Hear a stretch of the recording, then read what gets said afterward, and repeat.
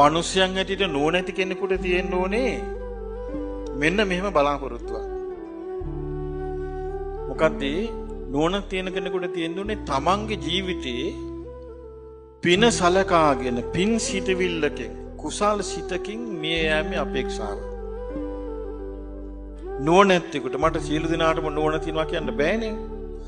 නුවණ තියෙන කෙනෙක් නම් ඔබ මෙන්න මේ අපේක්ෂාව තියාගන්න ඕනේ. මට කුසල් සිතකින් මිය යන්න ඕනේ. මම මිය ගියාට පස්සේ කුසල් සිතෙන් මිය ගිහින් කල්යාණ මිත්‍ර සත්පුරුෂ ආශ්‍රය ඇති සුගතිය උපදින්න ඕනේ. මේක තමයි පැතුමක් හැටියට ඕන කරන්නේ. නැත්නම් මේ මට අනේ මගේ නෝන මට ආයෙ ලබනාත්ම හම්බෙන්න ඕනේ, මහත්ය හම්බෙන්න ඕනේ, මේ ළමයි ටිකත් හම්බෙන්න ඕනේ. කීකේ මේ වගේ ඒවා හිතියොත් නම් හම්බ වෙයි ආපහු ගෙදරටම ඇවිල්ලා මොන ගහේ. හොඳම වැඩේ තමයි අර ප්‍රාර්ථනාව තියාගන්න. මොකද්ද? මං කුසල් සිතකින් මට මැරෙන්න ඕනේ. ඊළඟට සත්පුරුෂ කල්යාණ මිත්‍ර ආශ්‍රය ඇති දෙවියන් අතරේ උපදින්න ඕනේ කියලා. මොකද හේතුව දිව්‍ය ලෝක තියෙනවා සත්පුරුෂ කල්යාණ මිත්‍ර ආශ්‍රය තියෙන. ඒතකොට එවැනි සත්පුරුෂ කල්යාණ මිත්‍ර ආශ්‍රය තියෙන දෙවියන් අතරේ උපදින්න ලැබුණොත් එයාට මාර්ගඵල ලබා ගැනීමේ අවස්ථාව ආයෙත් ලැබෙනවා. ධර්මයේ හැසිරීමේ අවස්ථාව ආයෙ ලැබෙනවා. දැන් බලන්න මේ මනුස්ස ලෝකේ මාර්ගඵල කියන එක අවුලලා තියෙන විදිය. අයි මේ මිනිසුන්ට බොහොම රවට්ට මුලා කර නොඒක ආකාරයෙන් මේ අපේ ශ්‍රද්ධාව ගසා කනවා. ඉතින් ඒ නිසා එහෙම නොවෙන්න තමයි මම කියන්නේ විශේෂයෙන්ම දරුවනි මේ දේ කරගන්න ආර්යෝපවාද වලින් වළකින්න. ආර්යෝපවාද වෙන තැනක ඒකට හූමිටි තියන්න යන්න එපා. ආර්යෝපවාදකට මේ එහෙමද අපි දන්නේ නැහැ නෝක එහෙම වෙන්න ඇති කීකේ ඔහොම කියන්න යන්න එපා. ඇහෙන්නේ නැහැ වගේ ඉන්න. ඉවෙන් තනික ඉන්න වුණොත් ආර්යෝපවාද රැස් කරන්න එපා. මොකද අපිත් සමහර සමාජවල එහෙම ඉන්නකොට ආර්යෝපවාද වගේ සිද්ධ වෙන තුනුරුවන්ට අපහාස කරන කතා මං ඉස්සරහත් ඇහිලා තියෙනවා. බිම්බලාගෙන හිටියා මිසක් මං අත දාන්න ගියේ නෑ. ඒ වගේ වෙලාවක ඒවට අත දාන්න යන්න එපා. කට දාන්න යන්න එපා. ඔයා ඕක කියන්න එපා. ඔයාට ආර්යෝපවාද වේ කියලා අපිට මේ සියලු දෙනාගේම කටවල් වහන්න බෑ. අසත්පුරුෂයාගේ වැඩේ කරගෙන යනවා. අසත්පුරුෂයා සතුටු වෙන්නේ අසත්පුරුෂ වැඩේ කිරීමෙන්. ඒක අසත්පුරුෂයාගේ හැටි. අසත්පුරුෂයා චෛත්‍ය වන්දනාවට ගරහනවා, බෝධි වන්දනාවට ගරහනවා, චෛත්‍යයක් හදනකට ඒකට ගරහනවා.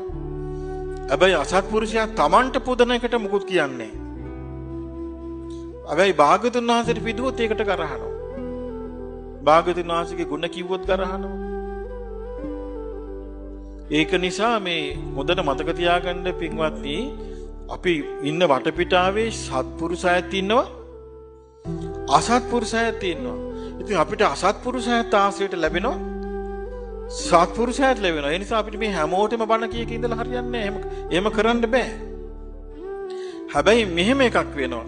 හරියටම තමන් සත්පුරුෂ ධර්මයේ වැළඳගෙන සත්පුරුෂ ගුණධර්ම පුරුදු කරද්දී අසත්පුරුෂයෝ තමන්ව අතාරිනවා. මම ඒක හොඳට දැකලා තියෙනවා.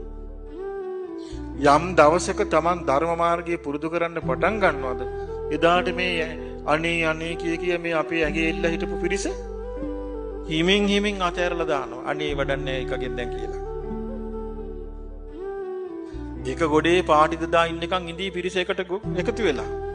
හැබැයි ඒව අතහැරලා ධර්මයට ආපු ගමන් ඔක්කොම තමන් නිකන් කොන් කරලා දානවා. ඒකමයි වාසිය. අසත්පුරුෂයන්ගෙන් කොන් වුණාට ලාභයක්, වාසියක්, සහනයක් මිසක් පාඩුවක් නැහැ. සත්පුරුෂ බුදුරජාණන් වහන්සේ තමන්ව කොන් කරන්නේ නැහැ. සත්පුරුෂ ධර්මයේ තමන්ව කොන් කරන්නේ නැහැ. සත්පුරුෂ අෂ්ටාරි පුද්ගල මහා සංඝරත්නය තමන්ව කොන් කරන්නේ නැහැ. මේ ලෝකේ සත්පුරුෂයෝ ඉන්නවා. හැබැයි ටිකයි. අසත්පුරුෂයෝ බහුලයි. ඉතින් අසත්පුරුෂ බහුල ලෝකෙක සත්පුරුෂ කතාවට ඉඩක් හරි අඩුයි. ඉතින් ඒ නිසා දරුවනි පින්වතුනි සත්පුරුෂ ධර්මයක් අහපු ගමන් ඒක ගන්න ඕනේ වටිනා වස්තුවක් හම්බුණා වගේ. වටිනා නිදානයක් හම්බුණා වගේ ගන්න ඕනේ. ඉතින් අද මේ ඔබට මේ ධර්ම දේශනාවෙන් ඔබ ඉගෙන ගත්තා කෙටියෙන් බුදුරජාණන් වහන්සේගේ ගුණ ටික. උන්වහන්සේගේ මහා ගුණ අතරේ ස්වල්පයක් ඉගෙන ගත්තා. ඒ බුදුරජාණන් වහන්සේගේ බුදු ගුණ නවයෙන් බොහොම අල්ප මාත්‍රයක් අපි තෝරලා දුන්නා. ඒ අනුසාරයෙන් හිතාගන්න මෙවන් ගුණ තියෙන ශාස්ත්‍රුන් වහන්සේව නේද මම බුද්ධං සරණං ගච්ඡාමි කියලා සරණ ගියේ කියලා. අපිට යම් අවස්ථාවක දේවාලයකට යන්න වුණා කියමු. එතකොට ඔබ රැස් කළපු පින දෙවියන්ට අනුමෝදන් කරන්න. දැන් අපි කියමු ඔබ කතරගම යනවා කියලා. කිරිවේරට ගිහිල්ලා කිරිවේර හොඳට වන්දනා කළා, ධාතුන් වහන්සේලා වන්දනා කළා. ඊට පස්සේ කැමති නම් දේවාලයට ඇවිල්ලා පැත්තකින් ඉඳලා කර්ණීයමෙත සූත්‍රය කියලා රැස් කරපු පින අනුමෝදන් කරන්න. අනුමෝදන් කරන්න පුළුවන් නේ. දෙවියන්ගෙන් අපි පුරුදු වෙලා තියෙන මොකද්ද? පින් දීමද පුරුදු වෙලා තියෙන ඉල්ලීමද? පුරුදු වෙලා තියෙන මොකද්ද? ඉල්ලීම. අපි ගිහිල්ලා නිකන් අසර වෙලා යාදිනි යදිනවා. අනේ මේක කළා දෙන්න, අරක කළා දෙන්න, මේක කළා දෙන්න කියලා. එතකොට පින්වත්නි, තෙරුවන් සරණ කියපු ශ්‍රාවකෙකුගේ ලක්ෂණ නැහැ. තෙරුවන් සරණ කියපු ශ්‍රාවකෙක් කරන්න ඕනේ එහෙම ඉල්ලන එකක් නෙමෙයි. ලැබෙන හැටියට පිළි අරගෙන ජීවත් වෙන්න පුරුදු වෙන්න. ඊළඟට ගුණධර්මයන්ගෙන් දියුණු වෙන්න බලන්න. උත්සාහයෙන් දියුණු වෙන්න බලන්න. එහෙමයි කරන්න ඕනේ. මොකද හේතුව අපි මේ ඉල්ලන දෙවියන්ට දෙන්න දෙවියෝ ගාව නැහැ.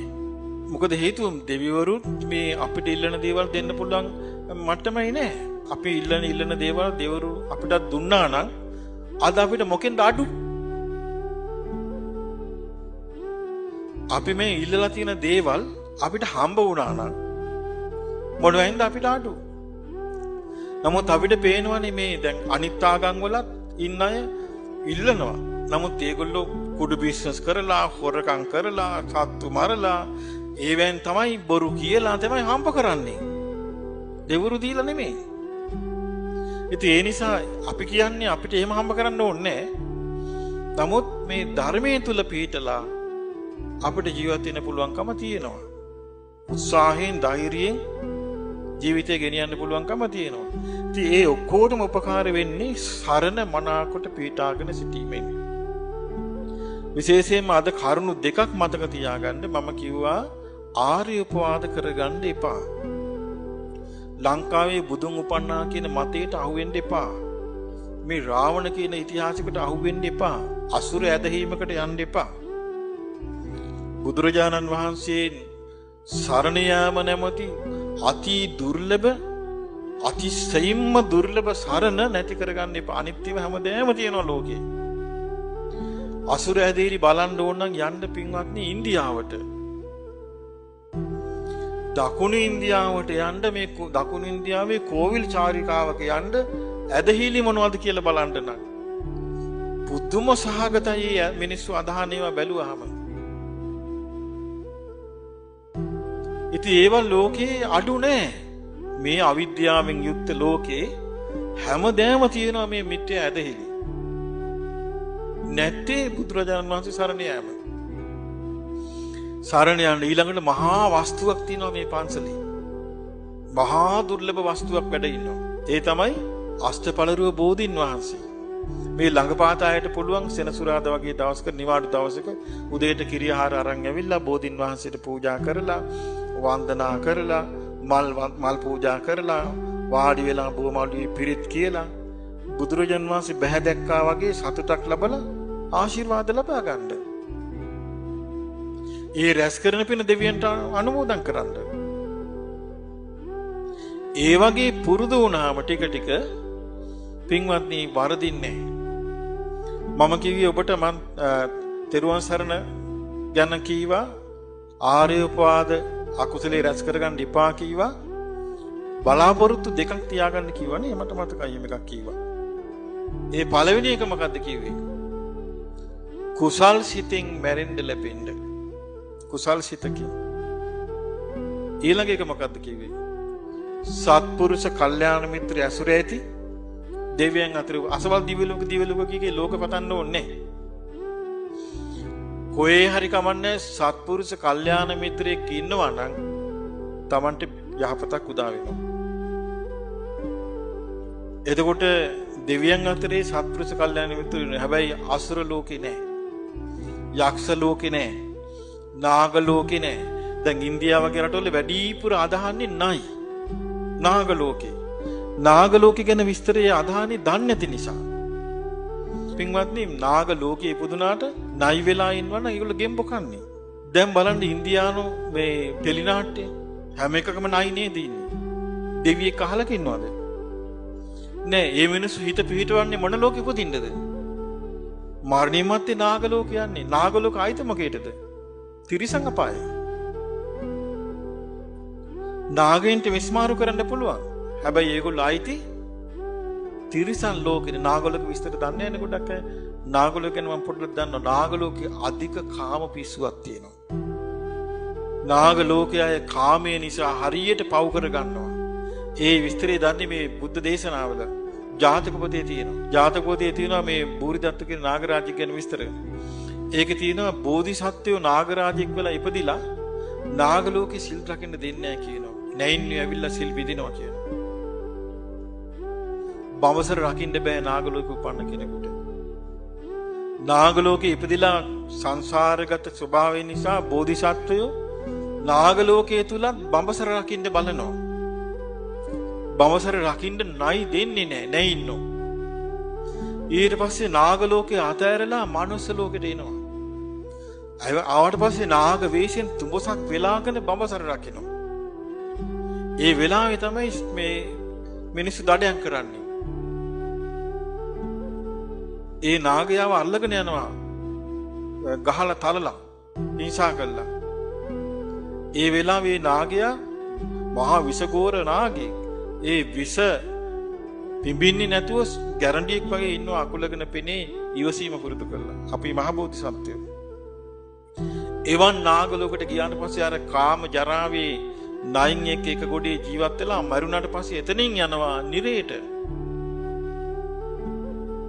ඉතින් ඒ නිරේට යන්න නාග ලෝකේ හරහා නිරේට යන්න තමයි ඉන්දියානු චිත්‍රපට කලාව තියෙන්නේ.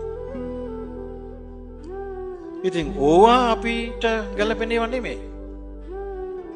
ඉතින් ඒ නිසා මම මේ ඔබට කිව්වේ මේ අපි අහන කරන දේවල් වලින් අපේ හිතේ සංස්කාර හැදෙනවා. නැත්තම් ඔය නාග චිත්‍රපටි බල ඉඳලා මේවට මුලා වෙලා අනේ හරි ෂෝක් බොහොම ලස්සනයි කීකේ හිටියොත් මරණින් මත්තේ නයි අතර උපදිනවා. ආයි සිල් රැකිරි බොරු බඹසර බොරු පුළුවන් තරම් පව් කරાવી මනුස්ස ලෝකෙට ඇවිල්ලා නාග දිෂ්ටිය පිරිමියෙකුගේ ඇඟට වැහුනොත් එයා හැසිරෙන්නේ ගෑණියෙක් වගේ. ගෑණියෙකුගේ ඇඟට නාග දිෂ්ටියක් වැහුනොත් ඒ ගෑණියෙක් කෙනා පරපුරුෂ සේවනයේ දෙනවා. අර නාග බැල්මින්.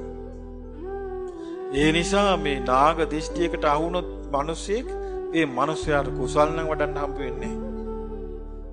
ඉතින් එවන් පරිසරයක තමයි මේ තෙරුවන් සරණේ පිටලා ඉන්න කියන්නේ. ඉතින් තෙරුවන් සරණේ මනාවකට පිටලා මං කියවනේ පැතුම් දෙකක් තියාගන්න කියලා. එකක් කුසල් සිතින් මරණයටපත් වීමයි. කල්යාණ මිත්‍ර සත්පුරුෂ ආශ්‍රය ඇති දෙවියන් අතර ඉපදීම. ඒ කල්යාණ මිත්‍ර සත්පුරුෂ කියලා කියන්නේ මගපල්ලාභී දෙවිවරු.